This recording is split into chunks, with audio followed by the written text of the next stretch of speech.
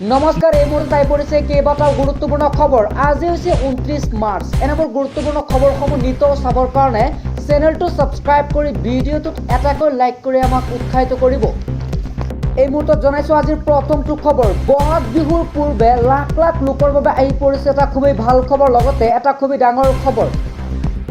আৰু বিহুৰ পূৰ্বে একাউণ্টত সোমাব ধন। গতিকে আপোনালোকে অতি শীঘ্ৰেই আপোনালোকৰ বেংক একাউণ্টসমূহ চেক কৰক, কিয়নো বিহুৰ পূৰ্বে সোমাব ধন। হাতত মাত্ৰ আছে কেইটামান দিন, আপোনালোকৰ হাতত আছে মাত্ৰ কেইটামান দিন কাৰ কাৰ একাউণ্টত সোমাব ধন। আপোনালোকে অতি শীঘ্ৰেই চেক কৰক আপোনালোকৰ বেংক একাউণ্ট, শীঘ্ৰেই আপডেট কৰক আপোনালোকৰ বেংক একাউণ্ট, কিয়নো অতি শীঘ্ৰেই আপোনালোকৰ বেংক একাউণ্টত সোমাব ধন। 10 এপ্ৰিলত একাউণ্টত জমা হ'ব ধন। আপোনালোক অহা 10 এপ্ৰিল মাহতেই আপোনালোকৰ সমূহ একাউণ্টত ধন সোমাব। লগতে অৰুণোদয় আঁচনিৰ হিতাধিকাৰীও পাব ধন। যিবিলাক অৰুণোদয় আঁচনিৰ হিতাধিকাৰী আছে তেওঁলোকৰ একাউণ্টত সোমাব চৰকাৰী আঁচনিৰ ধন। বৃদ্ধ পেঞ্চন আঁচনিৰ হিতাধিকাৰীও পাব ধন। লগতে বৃদ্ধ পেঞ্চন আঁচনিসমূহৰ হিতাধিকাৰীও পাব চৰকাৰী ধন। দিব্যাংগ আঁচনিত অন্তৰ্ভুক্ত লোকৰো একাউণ্টত সোমাব ধন।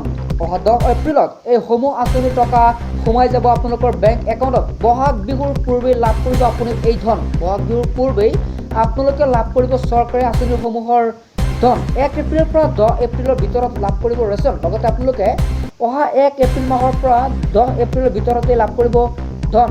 ধন লাভ কৰিবলৈ 31 মাৰ্চৰ পিছত আপডেট কৰিব লাগিব আপোনালোকৰ একাউণ্টসমূহ।